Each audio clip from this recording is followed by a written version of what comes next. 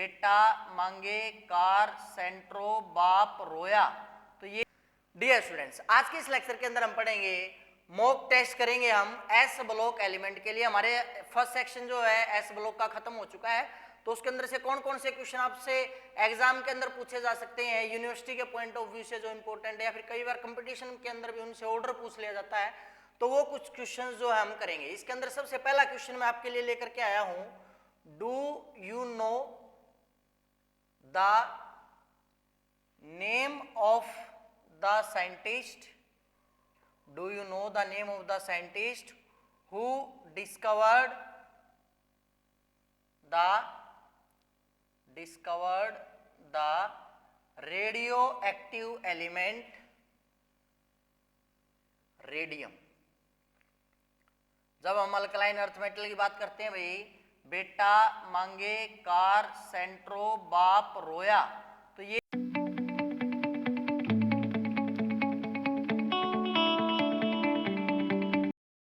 जो एलिमेंट है रेडियम, ये जो एलिमेंट होता है हमारा, ये क्या होता है, रेडियो एक्टिव एलिमेंट होता है। अल्कली के अंदर अगर बात की जाए भाई, अलीना की रब से फरियाद, यहाँ पे जो फ्रेंसियम होता है ये भी हमारा रेडियो एक्टिव एलिमेंट होता है। तो क्वेश्चन क्या है कि जो रेडियम है उसकी जो डिस्कवरी थी वो किसने की थी। तो इसका आंसर मैं आपको बता देता हूं, अगर आपको आंसर पता हो तो आप कमेंट करके बता सकते हैं, अगर नहीं पता तो आप लिख लें Marie Curie, Marie Curie. Second question बनता है हमारा कि जो आपको पता है जब भी हम N2 की बात करते हैं वो जो है क्या होती है, अनरिएक्टिव होती है, इसलिए बहुत सारे जो चिप्स वगैरह के पैकेट है या फिर और दूसरी जो पैकेजिंग होती है उसके अंदर N2 गैस फिल की जाती है। फिर भी ये कुछ एलिमेंट्स के साथ रिएक्ट करके कुछ कंपाउंड बनाता है, तो उसके लिए रीजन क्या हुआ आपको बताना है। क्वेश्चन मैं आपके लिए पूरा रिपीट कर देता हूं, dinitrogen is generally considered to be unreactive, but still it combine with some alkali and alkaline earth metals. Can you name the metal and the formula of the compound formed? तो यहाँ पे question क्या आपको बताना है उस metal का नाम क्या है जिसके साथ N2 रिएक्ट करती है और उसका क्या फार्मूला होगा। जल्दी से जल्दी मेरे को कमेंट करके बता दीजिए। उसके बाद मैं बढ़ता हूं थर्ड क्वेश्चन की तरफ। Can you name the metal? Can you name the metal which when kept in mind, oh sorry, mind नहीं hand, which when kept in a hand melts? कि अगर आप उस मेटल को हाथ में ले लोगे तो हाथ के अंदर ये पिघल जाएगी।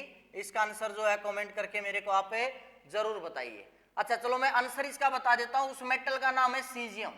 आप मेरे को रीजन बताइए कि क्या रीजन है कि उसको जो है हाथ के अंदर नहीं रखा जाता है। फोर्थ क्वेश्चन आता हमारा, ऐसे साल्ट का नाम बताइए जो ज्यादा हाइड्रेटेड होगा। दो आपको साल्ट दे दिए हैं, MgCl2 और BaCl2, आपको इनमें से आंसर बताना है और वो भी विद रीजन बताना है, उसका कारण क्या है। उसके बाद फिफ्थ क्वेश्चन आता है, क्या आप जानते हैं कि जो सोडियम आयोडाइड आयन है वो भी एग्जिस्ट कर सकता है। अब आपके माइंड में क्वेश्चन आ रहा होगा, सर हमने तो आज तक हमेशा क्या पढ़ा है, Na पॉजिटिव पढ़ा है, कैटायन पढ़ा है, कभी भी हमने क्या नहीं पढ़ा, Na नेगेटिव आयन नहीं पढ़ा। तो आपको इसका आंसर अगर आप बता देते हो तो मैं रियल में ये मानूंगा कि हाँ आप कुछ पढ़ रहे हो, आप कुछ सेल्फ स्टडी कर रहे हो, आप केवल रटी रटाई बातें नहीं पढ़ रहे हो, कुछ इंटरेस्टिंग बातें भी आप पढ़ रहे हो। तो इसका आंसर मेरे को जरूर चाहिए यस और नो। क्लियर है। उसके बाद हमारा sixth question, can you afford to dissolve sodium hydride in water? क्या आप सोडियम हाइड्राइड को वाटर के अंदर डिजोल्व करने के लिए अफोर्ड कर सकते हो? यस और no. If yes is your answer then what will be the reason. हाँ एक बात और, अगर ऐसा हो कि सर इतना कमेंट हम कैसे टाइप करें, तो आप इसका जो आंसर अपने नोटबुक के ऊपर लिख के अपना उसका जो पिक आप a+julana@gmail पर आप मेरे को उसकी जो फोटो वो भेज सकते हो जिससे मुझे आइडिया हो जाए कि हाँ स्टूडेंट्स को जो पढ़ाया जा रहा है उससे उनको कुछ बेनिफिट हो रहा है, बच्चे जो साथ के साथ पढ़ रहे हैं, तब और ज्यादा मजा आ जाता है पढ़ाने में अगर बच्चे साथ के साथ रिस्पॉन्सिव होते हैं। ठीक है, तो कोशिश कीजिएगा ज्यादा से ज्यादा जो क्वेश्चंस है आप वो अटेम्प्ट कर पाए, और जो क्वेश्चंस आपसे अटेम्प्ट ना हो वो आप मेरे से पूछ लें।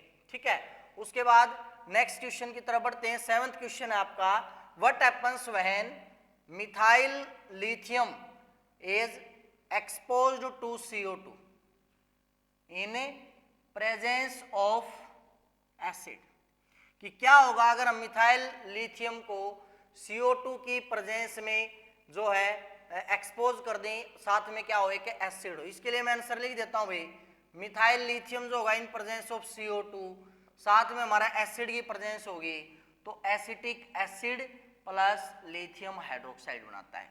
उसके बाद 8th क्वेश्चन आ जाता है हमारा, आपको ये क्वेश्चन भी नहीं, हाँ ये पूछ लिया जाता व्हाट इज एन अमलगम, ये मैंने करवा भी रखा है, अगर आपने वीडियोस अच्छी से देखी हैं तो आप उसको कर सकते हो। उसके बाद 9th क्वेश्चन आता है हमारा, लिथियम कार्बोनेट अनस्टेबल होता है जबकि दूसरे जो कार्बोनेट बनाते हैं वो स्टेबल होते हैं, मतलब जो Li2CO3 बनता है वो होता है हमारा अनस्टेबल, जबकि बाकी जो मेटल कार्बोनेट बनाते हैं चाहे वो Na2CO3 है, K2CO3 वो स्टेबल होता है।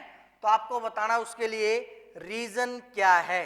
ठीक है, उसके बाद 10th क्वेश्चन जो हम इसके अंदर करते हैं वो आपका हो सकता है, रीजन देना आपको, an alkali at the lowest ionisation energy in a period, आपको एक ऐसे अल्कली का नाम बताना है जिसकी जो आयनाइजेशन एंथैल्पी है वो क्या है भाई, लोवेस्ट है। सेकंड जो आपको बताना है, next question, do alkali metals forms only +1 ions, कि जो अल्कली मेटल है क्या वो +1 की फॉर्म में ही एग्जिस्ट करते हैं। ठीक है, next, why are alkali metals strong reducing agent, कि जो अल्कली मेटल्स हैं वो स्ट्रॉन्ग रिड्यूसिंग एजेंट्स क्यों होते हैं, ये भी मैं करवा चुका हूं। 13th क्वेश्चन, जो आयनाइजेशन एंथैल्पी अल्कली मेटल की डिक्रीज होती है with increase in atomic number, आपको ये एक्सप्लेन करना है 2 नंबर के अंदर, अगर आपके पास ये क्वेश्चन आ जाए। ठीक है, नेक्स्ट 14th, कंपेयर, आपको अलग अलग कैरेक्टर कंपेयर करने हैं किस किस के, अल्कली और अल्कलाइन अर्थ मेटल्स को। तो इस कंपैरिजन के अंदर आपको आयनाइजेशन एंथैल्पी का ट्रेंड हो गया, फ्लेम कलरेशन हो गया, डेंसिटी का ऑर्डर हो गया, मेल्टिंग एंड बॉइलिंग पॉइंट हो गया, एक्वस सॉल्यूशन ऑफ अमोनिया हो गया, ये सारे जो क्वेश्चंस आपको इसके अंदर सोल्व आउट करके जो है उसकी पिक आपको क्लिक करके भेजनी है।